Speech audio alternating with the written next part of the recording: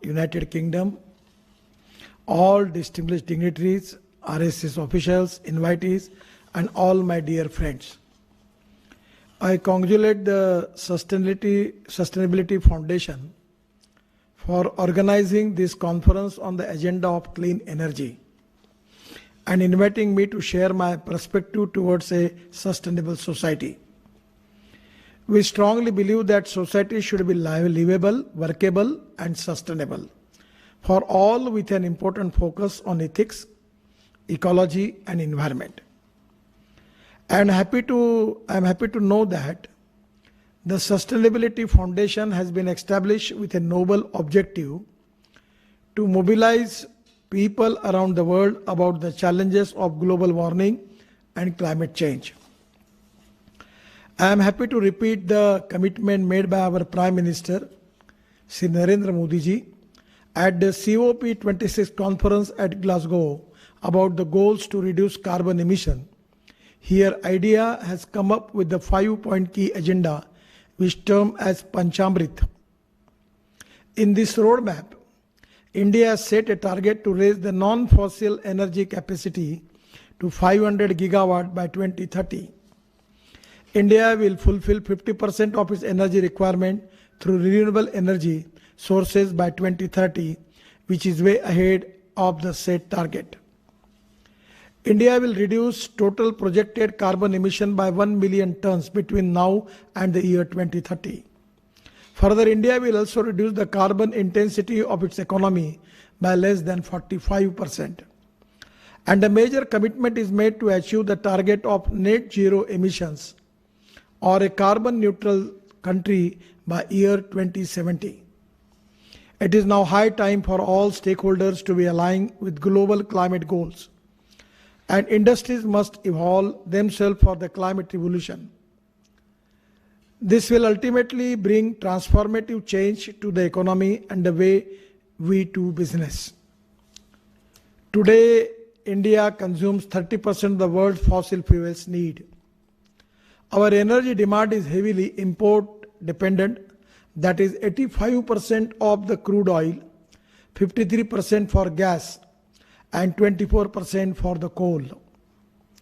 We are spending over $160 billion on their imports, which accounts for 3% of the nation's GDP. Diesel is a very hazardous fuel for the environment of human health, and it emits about 71 kilograms of CO2 per gigajoules, which is the highest among all available fuel types. Coal reserves have significantly depleted over the years. We have limited coal deposits that will last for the next 50 to 60 years, considering the current rate of consumption. Coal is the most carbon-intensive fossil fuel. As per the recent study, 30% of global average temperature increase above pre-industrial levels is caused by coal use, and hence the gradual phasing out of a coal is necessary to limit the climate change issue. India emits 1.82 tons of CO2 per capita, a third of the world average and 1/10 of that eliminated by the USA. Over the last decade, India has made significant progress towards improving green energy access with increasing the integration of renewable energy. We have the world's fourth largest renewable energy capacity of 145 gigawatts, which makes 40% of our energy mix. And India is focusing on increase the manufacturing capacity and research and development activities for wide integration of renewable energy ecosystem. Transport fuel, which mainly derived from fossils, are a major source of pollution. They degrade the environment and ecology and must be replaced with clean and green fuels. We are working on mission mode to decarbonize the transport sector, and the government is committed to the adoption of import substitute, cost-effective, pollution-free, and indigenous fuels for the transport sector. The subject of alternative mobility is very close to my heart, and I would like to focus on electric mobility in this event. Nowadays, electric mobility is gaining good momentum in the country, and it will be an important tool to develop pollution-free transport. We do not need any artificial push for the sale of electric vehicles in India. The economics is so good that due to the low per kilometer cost, consumers would naturally shift towards buying EVs. The per kilometer cost of petrol-based vehicle is rupees 10 rupees per kilometer. For diesel, it is rupees 7 rupees per kilometer, and for electric, it is only 1 rupees per kilometer. The government intend to have an electric vehicle sales penetration of 30% for private cars, 70% for commercial cars, 40% for buses, and 80% for 2 and 3 wheelers by 2030. We must understand that electricity only contributes to around 70% of India's energy consumption, and we aim to increase the contribution of electricity, especially cheap, clean, and green electricity in our energy basket. There is no benefit again in producing coal-based electricity. Our focus is on the generation of electricity, primarily using renewable energy sources such as solar, tidal, wind, and biomass. The solar-based electric generation cost is very cheap and ensures a zero carbon emission cycle, and we can fulfill the domestic EV charging through a rooftop solar system. The average retail electricity tariff across the country range have high between rupees 7 to rupees 8 kilowatt per hour.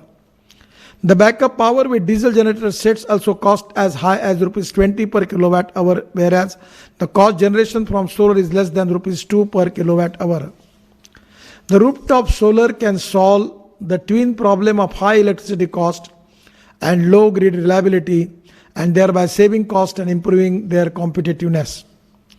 The domestic charging through solar parks, solar PV cells, and rooftop solar system at malls, parking lots, commercial places, at homes would make EVs more adoptable and affordable.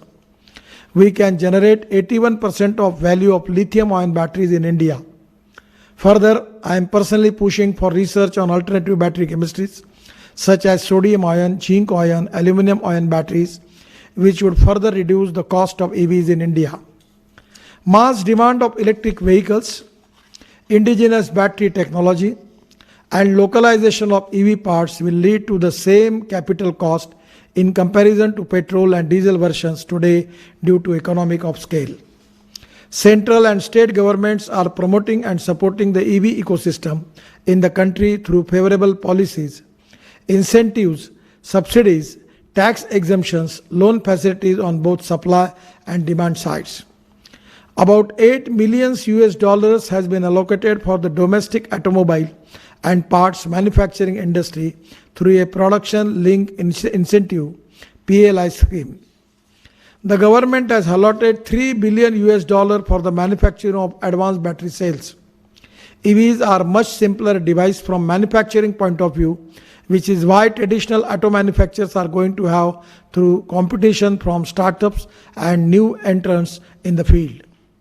There is a huge domestic demand for small battery operated electric vehicles like electric bikes, electric autos, electric rickshaws, e-carts, e-bicycle in the domestic market. India has the potential to become an exporter of these variants of EVs.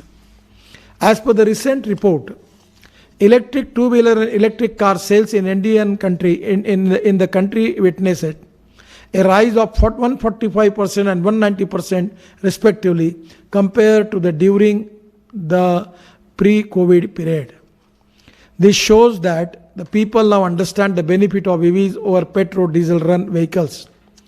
The battery capacity, driving range, and charging time for EVs have also improved, which will further attract the buyers. We have also permitted retrofitment of the existing polluting vehicles into hybrid and fully electric vehicles. Regulations have been finalized and the demonstration of technology completed successfully. We intended to shift public transport modes and logistics on electricity.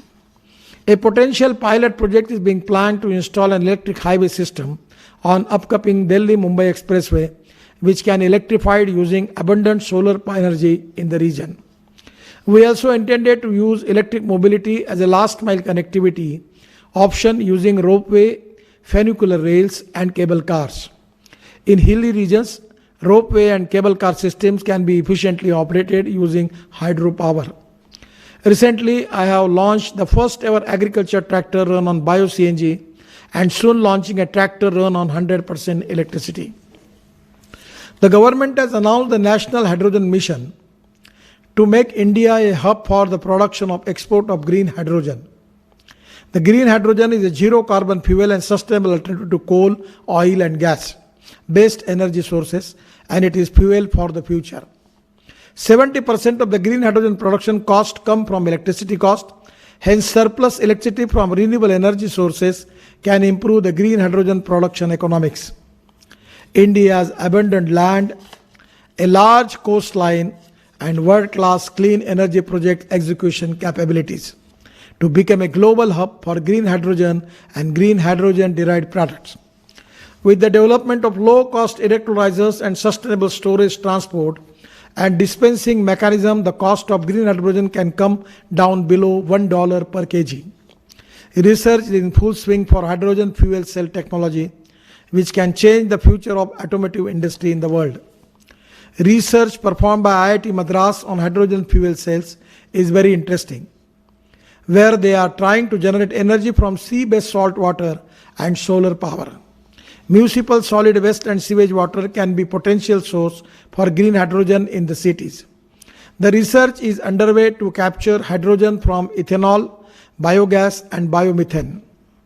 We are also exploring the prospects of green hydrogen as a fuel for railways, marine and aviation application by large. Ammonia is one of the safest hydrogen carriers and is heavily favored as green aviation and marine fuel. Methanol can be produced using green hydrogen, which can be used as an alternative clean fuel, and diesel run buses and major bus fuel fleets will be benefited from low-cost methanol and save huge capital expenditure on its conversion of a diesel bus. Both battery electric vehicle and fuel cell vehicle technologies are complementary to each other, and they are set to overtake fossil-run automotive by 2050. Recently, the government has announced a PLI scheme of $4.5 million for the auto industry to adopt battery-operated and hydrogen fuel cell EV technologies. Over time, the green hydrogen the energy carrier can replace some of our energy imports. The green hydrogen could be an ideal power source for energy-intensive industries like refining, steel, cement, fertilizer, mining, and industrial heating. Our government has recently rolled out the National Automobile Scrappage Policy to deal with old, unfit, polluting private and commercial vehicles with the inclusion of end-of-life criteria, and this step will bring a 25 to 30% reduction in vehicular air pollutant. The benefit of the scrapping policy is that it will provide recycled and low-cost raw material for automobile components such as aluminum, lithium, steel, and will further bring down the manufacturing cost of the vehicles. It will also help the auto industry in the current global semiconductor chip shortage. I am giving a special push for ethanol as a fuel. The biggest benefit is that it is the clean fuel with very low greenhouse gas emission. The additional income is directly diverted to the farmers, which empowers the rural and backward economy. The government has recently launched the E20 fuel program, which is an important step towards encouraging the use of bioethanol in 20 blend with petrol by 2025 in India. It is expected that with 100% use of 20% blend of bioethanol, India will be able to save $5 billion on the import of fossil fuels. Further, the use of ethanol blended petrol decreases emissions such as carbon monoxide, hydrocarbons and nitrogen oxides by 40 to 50%. We are taking inspiration from countries like Brazil, which have been using ethanol in their transport industry more than 60 years. They have a compulsory blend of 27% ethanol in petrol, which is highly commendable. According to a recent study in Brazil, hybrid flex engine using 100% ethanol emits 77% less greenhouse gas emission as compared to Euro 6 compliant IC engines, and we are working to bring this technology in India. I was recently given a presentation by the president of the Brazilian Institute of Bioenergy and Bioeconomy, and I was told that how hybrid engines or flex engine with a mix of petrol, flex and electric can drastically reduce the vehicular greenhouse gas emission.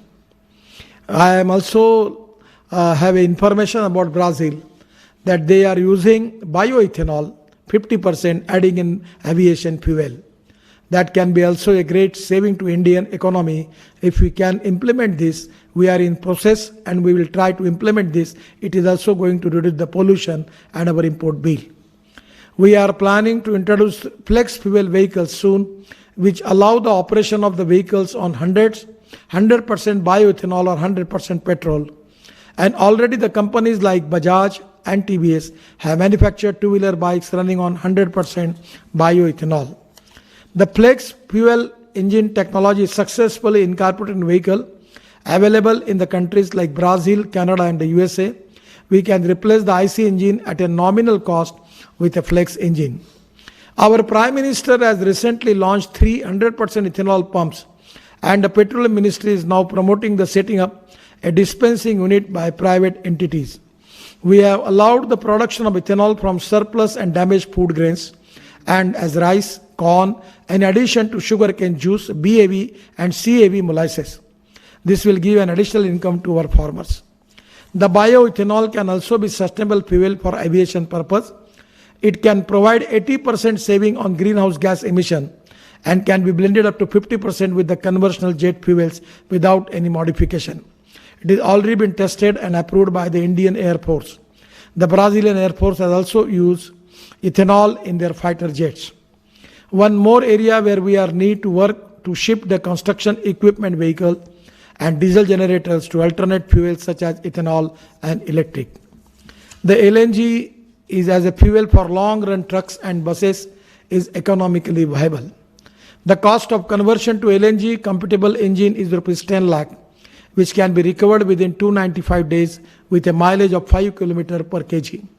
Waste to wealth and waste to energy is the sustainable solution to tackle environmental issues.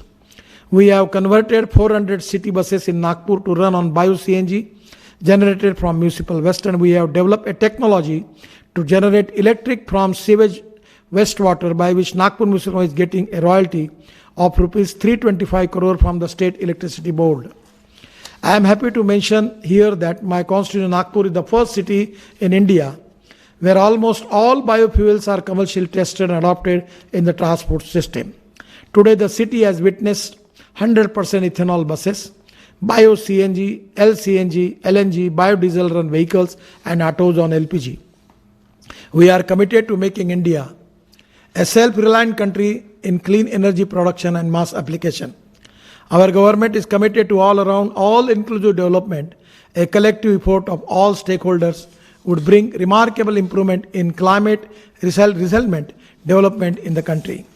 The organization, Sustainability Foundation, and all experts here on contribute in achieving the milestones set out at the COP26 platform. Though the Indian market is huge, the consumers in India are highly cost conscious. Their choice is mostly dependent on affordability, reliability, and accessibility of the product over the life cycle, which is why economic viability is more important than technical feasibility. With these few words, I once again thank the Sustainable Foundation for inviting me and providing an opportunity to share my perspective, and I wish you all the best for all of you. Thank you very much. Namaskar. Happy Diwali.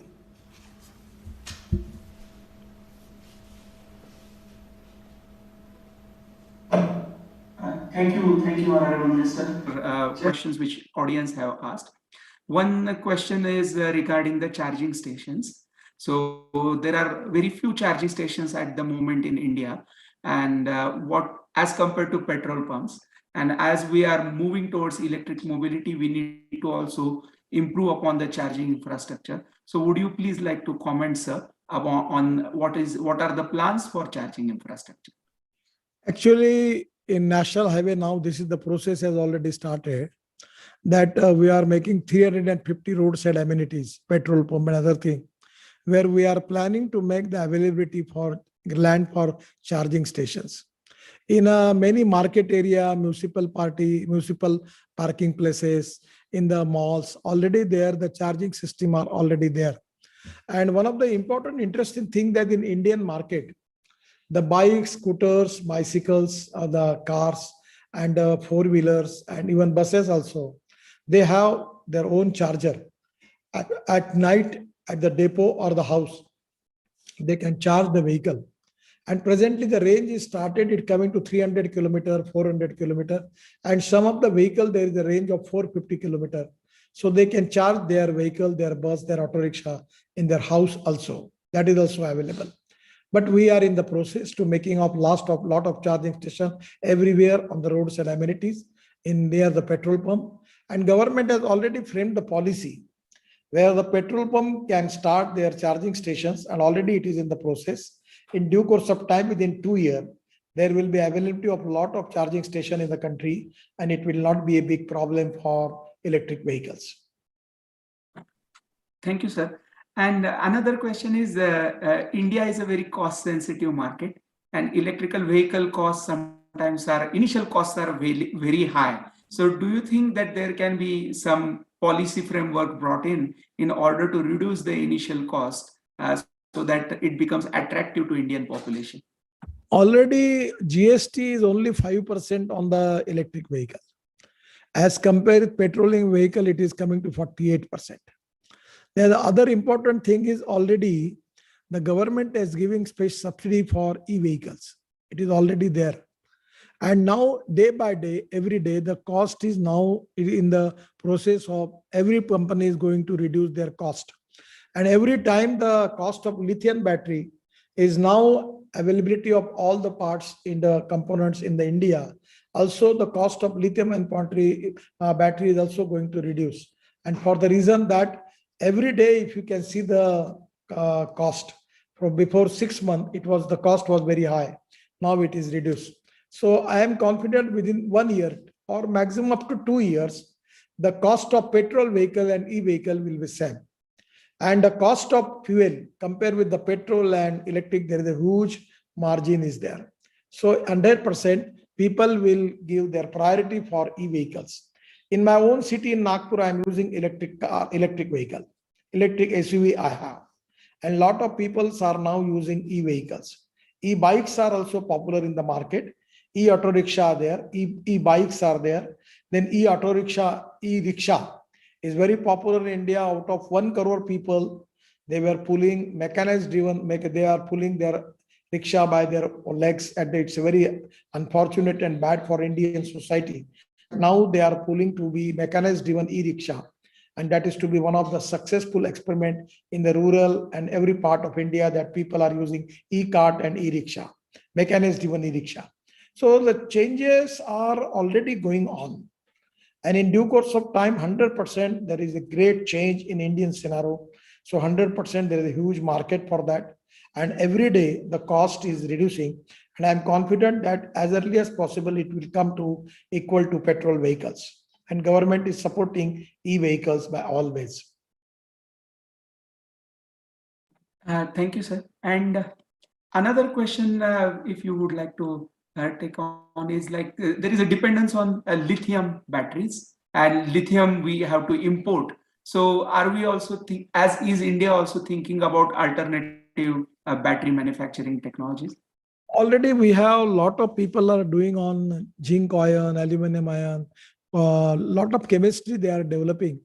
The Indian startup and Indian Research Institute like DRDO, ISRO, already the research is going on, and I'm confident that we will get the solution.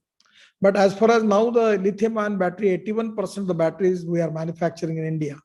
It is with indigenous material. And now lithium is also not problem. Even from this scrapping policy, we will get that magnet, and from that we can get lithium from that. So there are a lot of sources and lithium is available. A lot of Indian companies, they have some mining area of lithium to abroad. There is no shortage for lithium, and the cost of the lithium is every day is reducing. I feel that it is not a big problem. We will get the lithium available. But meanwhile, our research which is going on, the other chemistry, battery chemistry, 100% we will get the breakthrough and we will get the good solution from that. We are also working on green hydrogen. And I am confident that we will get the solution alternative on green hydrogen also. The electrolyzer, lot of people in Bangalore, Karnataka, They are manufacturing electrolyzer. And just I was telling to you that using of sewage water or sea water, by using solar energy and using electrolyzer, we can make green hydrogen and we can reduce the cost of green hydrogen. Our dream is to make India as the exporter of green hydrogen to the world. We want to use this green hydrogen in steel industry, chemical industry, even everywhere in industry in place of thermal coal. We are now keenly interested to use this green hydrogen in that. Also in the railway also, we are planning to doing a lot of experiments. I am confident that in due course of time, we will be successful in it, and we will encourage all this new initiative and research in India. One final question, sir. What are your expectations from the Western countries such as United States or Western European countries as far as cooperation with India on climate change agreements, and how the organizations, NGOs such as Sustainability Foundation can contribute to the policy frameworks and the cooperation between the West and India? Actually, when I was MSME minister, I was always telling to the MSME people that upgradation of technology is very important.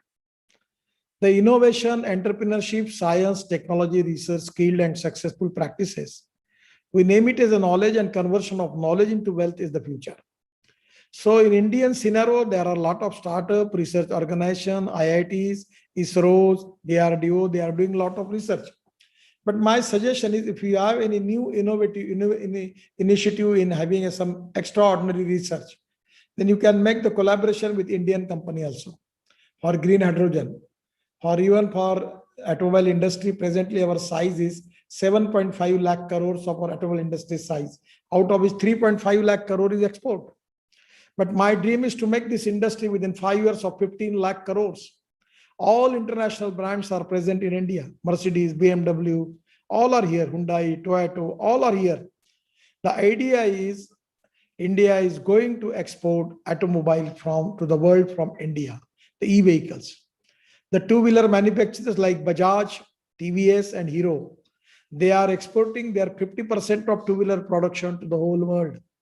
So this is the capability of Indian industry have. My suggestion to all of you, now we don't have that solar cell manufacturing we need in India, because we are moving towards it very fastly. But we have a dependable on a lot of things regarding solar cells on the China and other countries. But if you have a good solution and investment, you can come to India for that. Even for a lot of new automobile industry, energy, green hydrogen, even electric, if you have new technology, new innovation, new research in it, you can make joint venture, you can make even technology joint venture to the concerning good industries also, and it can be a win-win situation for both. So my suggestion is your knowledge transformation to India is very important, because India is the fastest growing economy in the world now. And now people are preferring India as compared with other country for their import. So my suggestion is India has got the young, talented engineering manpower, highest in the world, to India. We have got all facilities available. We are quality conscious and our raw material is available. India is the important destination where if you can invest in India, it can be a great achievement for all of you. Even as far as returns are concerned, in dollar, the interest cost is 1%, 2%. But in Indian economy, the rupees interest cost is 6%, 7%, 8%, 9%. So invest in India, you will get good profit. So my suggestion is, even you can invest in Indian MSME, Indian industry, by our stock exchange, and you just check the things. The way in which the value of the share, particularly of Indian industry, is increasing, because a lot of people from abroad, from Canada, USA, Dubai, Doha, Qatar, Abu Dhabi, all are keenly interested to invest in Indian industry. So this can be technology transformation, and at the same time joint venture with the technology with the Indian industry, and also with the capital investment also. It's a golden opportunity, because India is the fastest growing economy. You are all welcome in India. Definitely there are huge potential where 100% you will be benefited from that. Thank you very much. Namaskar. With that, we would like to thank Honorable Minister Nitinji Gadkari for spending time with us and during this important week of Climate Change Summit. In the Climate Change Summit, as we all know, one of the important theme was accelerating towards electrical vehicles. And we are very thankful to Honorable Nitin Gadkari ji for guiding all of us and for letting all of us in the West know about India's policies. We also would like to thank all the dignitaries who have joined today. So thank you very much, sir, on behalf of Sustainability Foundation. Namaste and thank you, Nitinji.